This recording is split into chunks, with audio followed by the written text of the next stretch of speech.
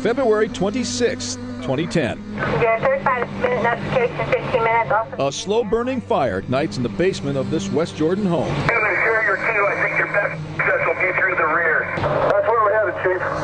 Sandy firefighters Brandon Hardman, Emma Weatherfield, and Zach Robinson are the first on the scene. We couldn't even see smoke when we pulled into the neighborhood. It looked pretty manageable. The three went in to attack the fire and try to save the house. Going down the basement, it got a lot hotter as we got to the basement. We found the stairs to the basement. Found what looked like a small room that was on fire.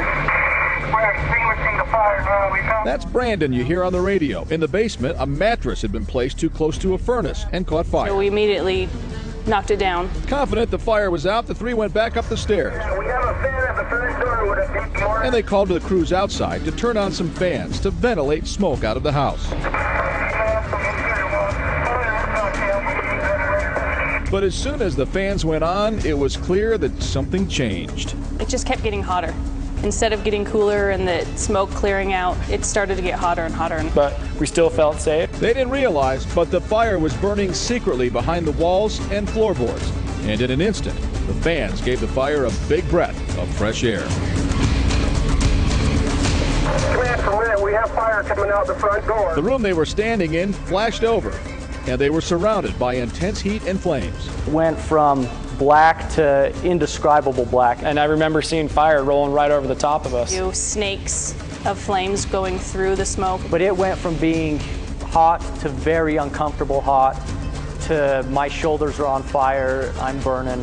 So you know you've got seconds. It's not even a matter of minutes. You've got seconds to get out of that room.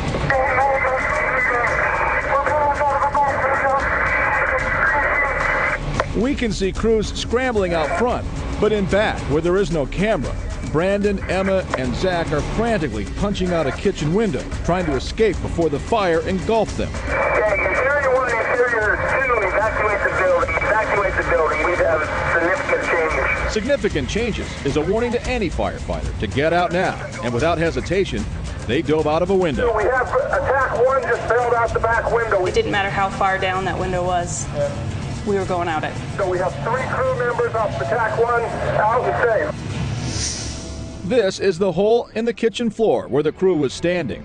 Brandon, Emma, and Zach got out just seconds before the floor gave way. Bet it was good to get back to your family that night. Very much. When I walked through the door the next day, I just broke down in tears because I've got a little 2-year-old at home. And to go home the next day was one of the best experiences of my life, but it also was one of the worst to know that I almost lost it all. Brandon, Emma, and Zach are now sharing their story and the video to remind fellow firefighters just how quickly things can change in a burning house. We were fortunate enough to recognize that change when we were able to get out. The hard thing to simulate is the emotion, the heat. And the tactics and why we did certain things and what it means when it's a flashover. Fire investigators say the crew did nothing wrong. They operated by the book. But since this fire, the Sandy City Fire Department has changed its policy, saying they will no longer turn on fans to ventilate a house while any crews are still inside.